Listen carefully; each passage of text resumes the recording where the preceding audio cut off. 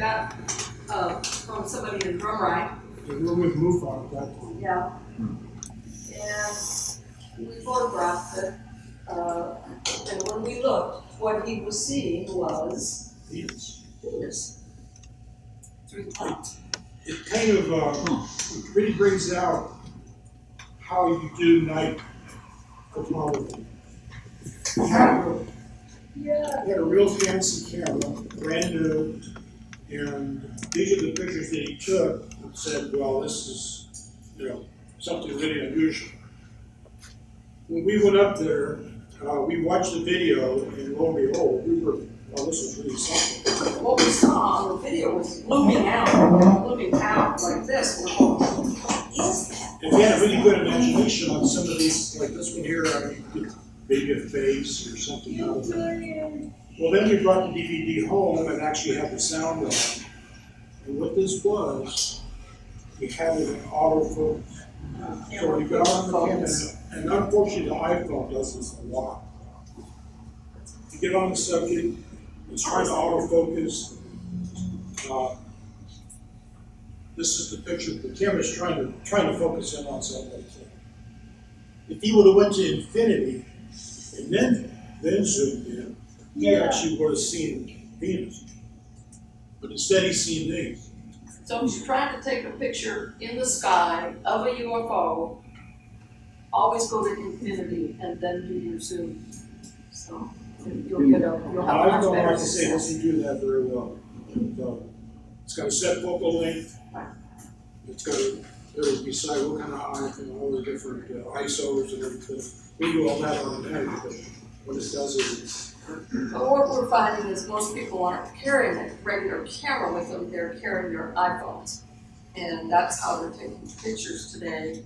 And it's harder to really investigate and look at and figure out what they're looking at with those type of, we have a software program that we can go in and we can look at exactly what kind of camera they use, their shutter speed, the whole 9 yards. But the camera just doesn't work as well on. and you can kind of tell when we looked at the electronics, when it's a digital camera, it has all the stuff that around it. That's all the data you So you can see the focal length, you can see the speed, you can see if there's flash, you can see there's a list of stuff about that one. So you can actually kind of tell what the camera is. It'll tell you if they've layered something on the photo. In other words, they took something from another photo and dropped it in on that photo and photoshopped it. Yeah. So it'll tell you that as well. So, and surprisingly, there's a lot of Photoshop. There's a lot of Photoshop stuff out there. These are some more that are here in Oklahoma. We don't know. Somebody sent this to us, and I zoomed it up. But, Well, we thought it looked a little bit like a rocket that, or some of the missile that had been fired by one of the military bases. this is another one. You can see the original, and then how we enhanced it. And he actually did see a UFO. And what's interesting, when he said he saw a UFO up in the sky, his family and friends ridiculed him for it. You think you saw a UFO. And I said, well, we want to see it anyway. So he sent us the original, and when we looked, we could see that it really was a UFO, and we told him it was a UFO, and he cried. Poor guy. So, It's tough to come forward if you got something. yeah. Yeah. You're going to get ridiculed no matter what. Oh, I know it. Lose friends. This, we're going to talk a little bit more about this, but this was the drawing of a woman sighting on STIGLER. We actually have the investigation here. And we're going to talk more about this also. This was one, this was taken from his cell phone. Yes, it was. And there was actually 7 aircraft that he saw in the sky. And we did blow it up, and it is a round UFO, dome-shaped UFO. A little dome on it. Yeah. And but his cell phone was dying, and he only captured the one photo. Okay. Everybody know where Keaton, Oklahoma is? Yeah. Black Mesa. Yeah. And we went up to Black Mesa just to, well, do two things. Sky watch and go to this real nice bed and breakfast with everybody up there. And it is very nice. So we, set up our IGN like you saw in the beginning.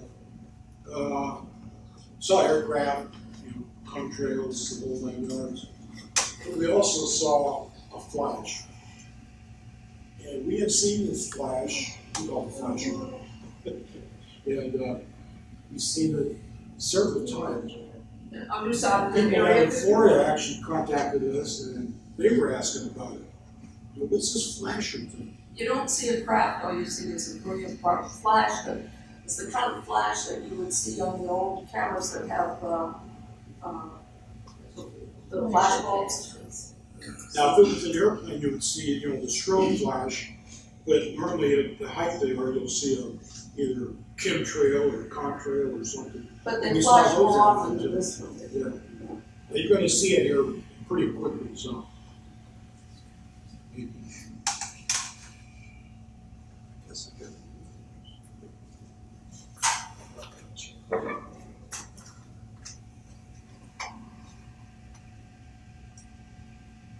This is with our IGN night vision. This one I think is about 14 seconds. Yeah, you saw in the beginning, the one flash. And you see it again. Yeah. Mm-hmm. It's moving pretty slow, so it's got to be way up there, wherever it is.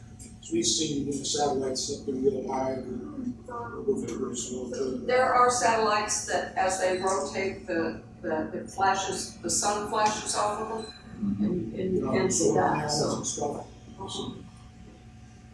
it is good. But it's a long pause between flashes, so it's not like an actual airplane. And you kind of thought it was the Air Force's, what is it, 3D or anything? TR3D. For some reason, someone's trying to identify where something is and why. Anyway, that's a flash. This is our agent setup, and unfortunately, the laser, Doesn't want to work. but it doesn't want to work on Screen. on a TV. So we have our IGN, we've got 2 video outputs. One is going to a monitor that's battery powered, that has an AV in it. The other is going to a Sony Handycam. Years ago, Sony made these Handycams that were, Well, they still make them. yeah, well, not like this. Yeah. Gotta go on eBay. This runs off the tape, so only good for about an hour, 30 minutes. You got it. Yeah. And, but it's a VCR. So plug it in the input, it records it. Now, if you have a camera, you can actually set it up with your VCR that you have under your TV. So. And we've had one like 27 inch that we took to Eureka Springs one time. Did a show about night at the trailer park. Okay, he, I don't know how many people have been to HEAVNER, but yeah. She's been everywhere. And Ken had invited us for a ancient alien shoot up there. And that was in the middle of in December. And so we went up there and set it up and been waiting for the camera people to show up the next day.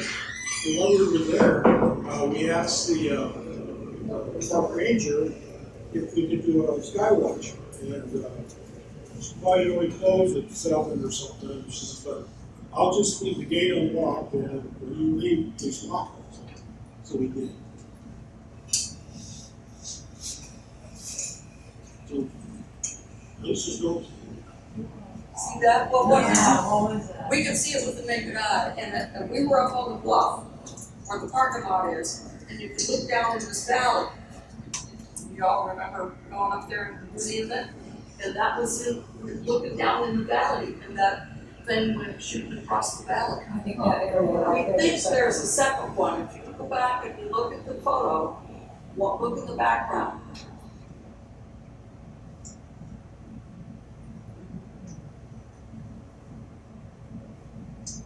we actually were speaking about having it be recorded on the too. There it is, with it slowed down.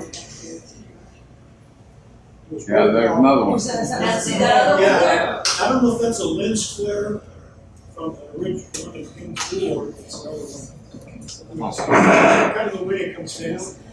Because I really think the lens flare would have been brighter, it's just that this was a little farther away. I mean, but it was, but again, it wasn't up yeah, high. it's a different angle. It was kind of right above it. Yeah. Of course, we're busy talking. And Well, wow. it's tough when you got Keanu to watch her, you know. Did you see the second one with your naked eye? Oh, yes, you could. Yeah, you did. We did. I saw. You were busy with the camera. I saw. I missed a lot because Yeah, it does. Okay, this is a good one. Marilyn knows this story pretty well. She is a Yeah, Oklahoma UFO state director. yes, the MUFON, I was MUFON state director. And she had turned in a sighting of a UFO, and something strange going on her property. She lived in Buffalo, but her place where she kept her horses was on property out a ways from town. And there's nothing out there, but there was a big cell tower and the corral where the horses were in a few trees.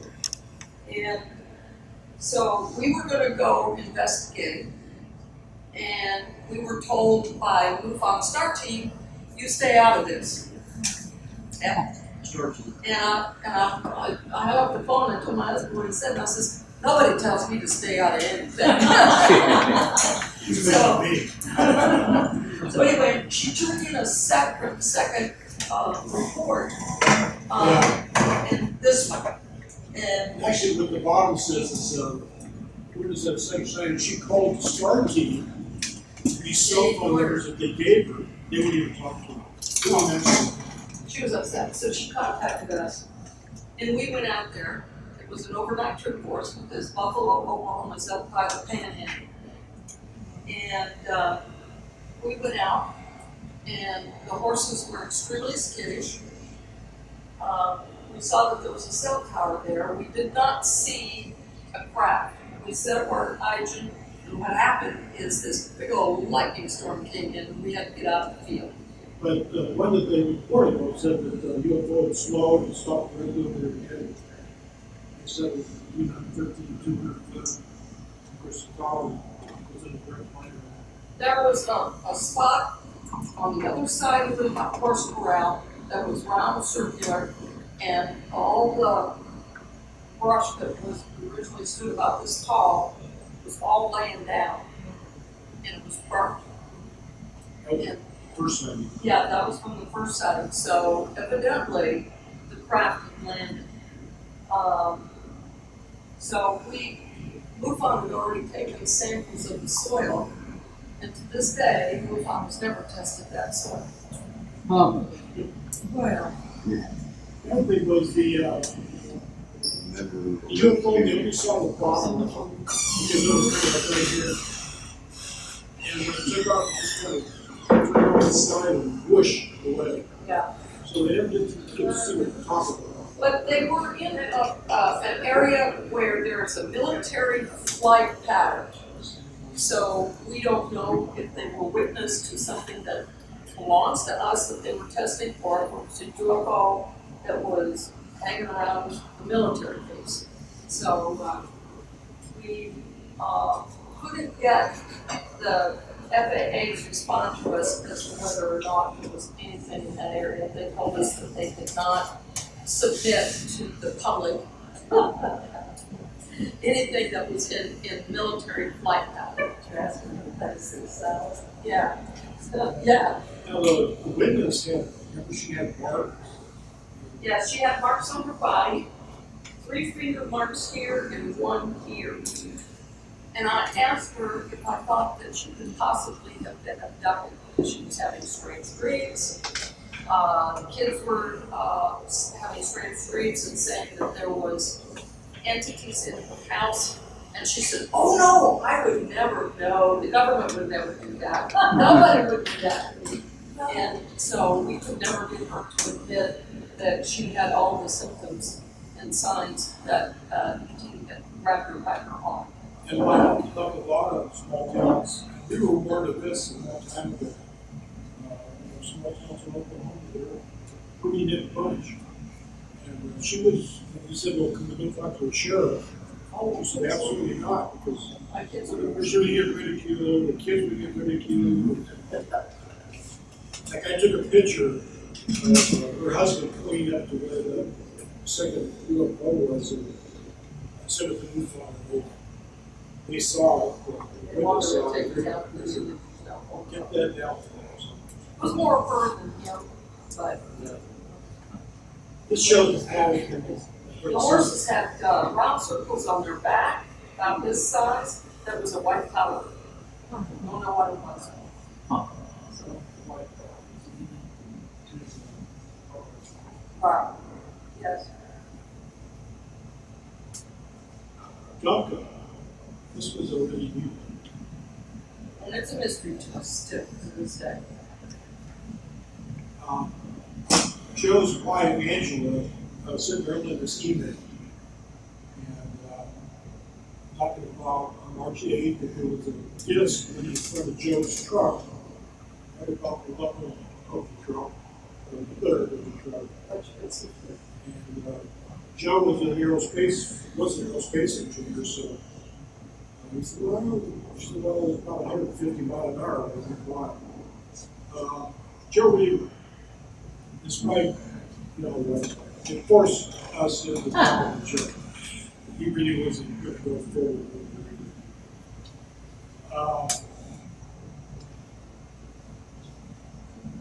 Right before it reached him across the road, we turned together looking at it. So then Angela sent this other one, talking some more about it. She sends us a drawing, actually. She drew This on was a the photograph. That's a photograph that she drew what it looked like. But it was opaque, you could see through it. So we looked at this whole thing and said, well, maybe it's a swarm of bees. When bees put their hive, they form a wall and they all swarm together and go across the ground and go to start a new hive. But this guy says, oh no, I know what bees are. This was not bees. He said there wasn't any sound whatsoever. It was silent. No buzzing. So we went out there. We met with Joe. Yeah, it was the exact spot where we saw it. A lot of ones here. But from Joe, it was translucent, like solid, uncircular, not round, where the spirit. And a green effect was 2 feet off the ground across the highway. It was dust going 650 so top. And so when we went out, the team, this was the spot, those 2 trees that that mine goes through. That's on the north side, the south side was the green grass. And that's about what Joe estimated, which was this way and that way.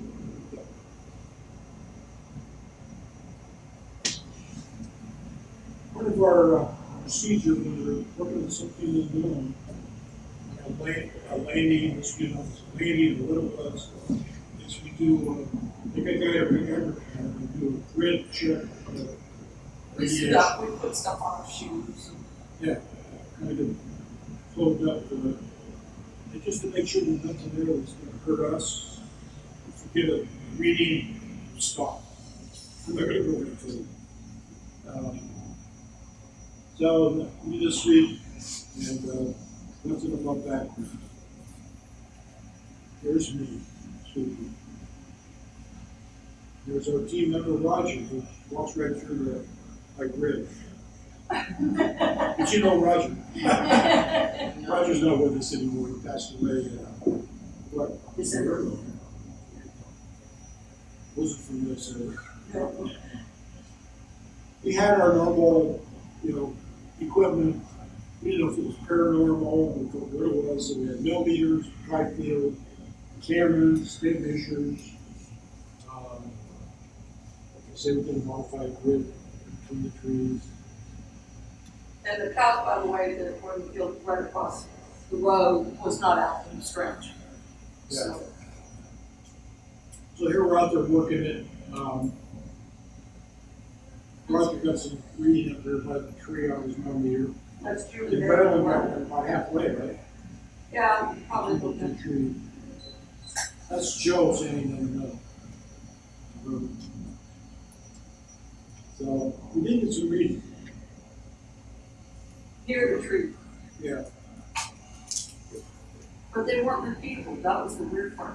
We knew there was a phone line that went up by the fence, so, we have millimeter is radio frequency, measure magnetism. You get some kind of indication that there's something. And we did millimeter readings up there, got absolutely nothing. And it was pretty deep. And here's the halfway point where Marilyn got hers. That's Bill May up there. With the other reading's got a red flag on it. Roger got some more readings. Tri-field, apparently got one. 0.3 magnetic. We checked the trees earlier, had nothing but background. That's Roger there, and the back of Julie. Yeah. I could say, well, Roger, quit touching the tree, getting these readings, but Roger did that. So we were here about, 2.5 hours? Yeah, probably. So, We couldn't come up with a conclusion as to what it was. yeah, you couldn't do the conclusion. Yeah. We were kind of leaning more towards paranormal and UFO related. I've got a question. Yes. How far was that from downtown? Oh, it was probably 10 miles. Yeah, Oh, 10 10 miles. miles east. Where the turnoff is, I can't remember, when it turns off, it goes north, it goes past the lake up there. I Googled What was the direction of travel? Did he say? That's That's the, Bill and that would Julie. go. Yeah. They live in Norman. She's a psychologist, he's a And ecologist. paleontologist. And then, of course, Tim's a retired law enforcement. Writes, Bill and Julie are connections to Yeah. OU professors if we need any kind of, expert advice on something. They will make a connection for us. that's the field that it would pass through to the south. Yeah. And if you span a little bit more, you'll just see trees way off in the distance. And this is some of the equipment we have with this. Kind of, I put this in just in case people don't really know what kind of equipment that we use for something like this. That was going to be my question. What all the meters were, how they work. Thank you. Well, of course, the IR is a regular IR camera, so we'd be looking for heat or something like that. The Sony has IR capability, but it's just we use it as a camcorder just to keep track of things. Digital cameras, we had my Canon D50, which takes digital pictures, just a camera, photos. And then the Sony was Roger's camera. Roger has had the FLIR. The FLIR will pick up and heat. It's heat seeking. People use it in companies that do window work and stuff, and they can show that their air conditioning is escaping or their heat is escaping out the door or window or whatever. And it's one of those things that if you take and you put your hand up against the wall, take your hand off, and then use the FLIR, you can see your handprint there, even though you can't see it with the naked eye. It'll last for a long time. Yeah. The tri-field is a kind of interesting machine. Up this size, and either radio, microwave, or magnetic, or some of them all together. Tri-field is the same thing as the millimeter. Yeah. Except the millimeters all digital and Yeah. lights. Yeah. And the Melody doesn't mean anything. He named this meter that this guy built after his daughter, Melanie. So Melanie. It'll do electromagnetic, radiating. It'll pick up all that stuff. Which they are radio.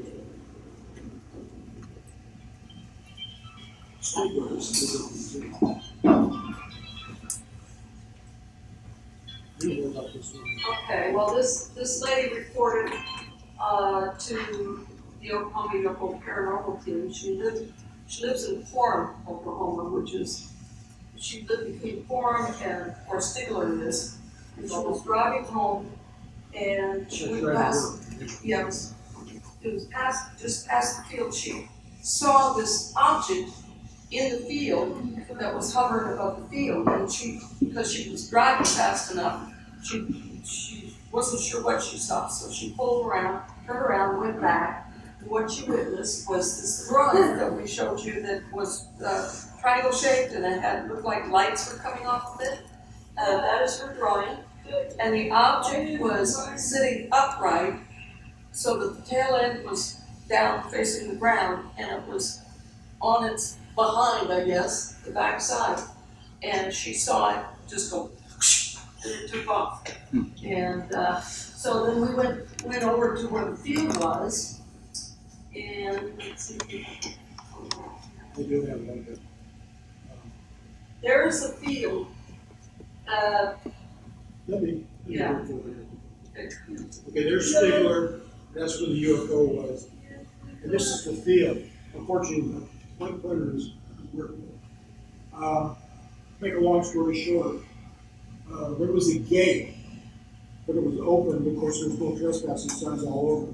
Again, we learned in Oklahoma, you don't Go trespass unless you go and talk to the owner and say, is it okay? Of course, the witness is with us. She's lived before all her life. She said, I think I know the farmer that owns this, and the gate's open, so anyway. Go ahead and go. We're kind of looking over our shoulders. We'll kind of walk around. So way over in the west lower corner, maybe about the middle of that green field there.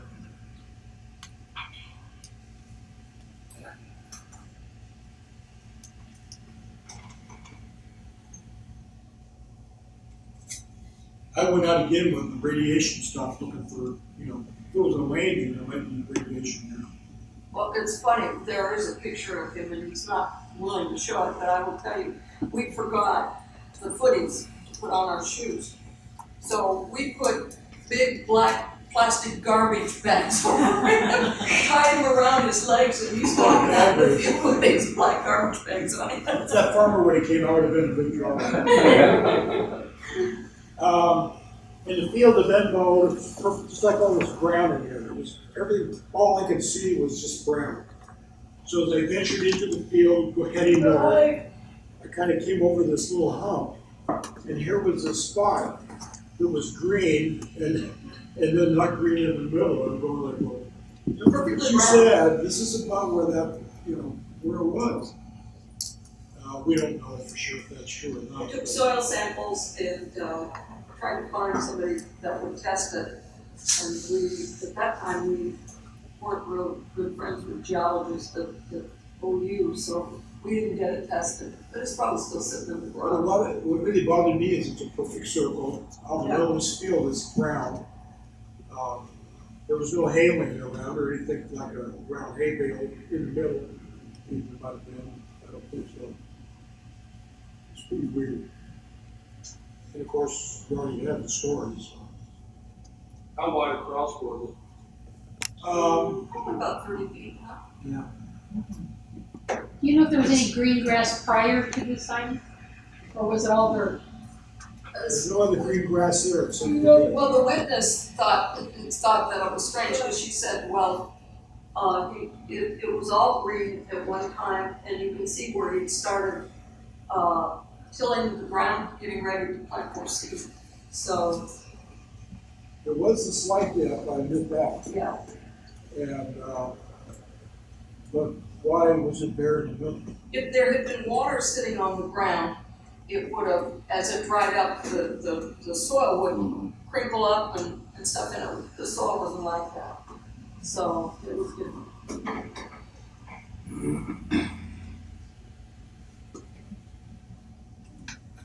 That's like the equipment we brought with us, along with a garbage bag.